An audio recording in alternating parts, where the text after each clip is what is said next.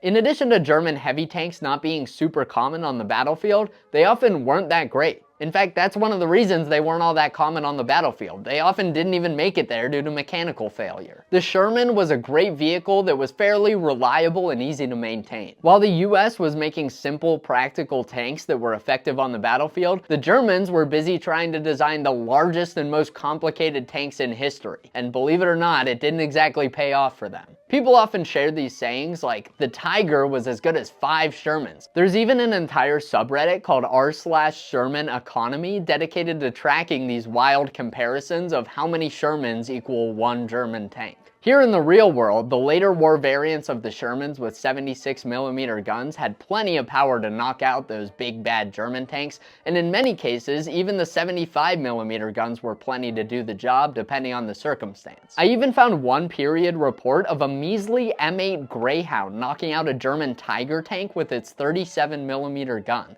although US troops were notoriously bad at identifying German tank models, so it could have been something else. These German tanks are often viewed as superior to Shermans today, but even a German Tiger tank didn't have the range to knock out US tanks from the ditch that it broke down in 10 miles behind the line. The Sherman was versatile, reliable, easy to produce and maintain, and just overall more effective than most of the German tanks that people put on a pedestal today.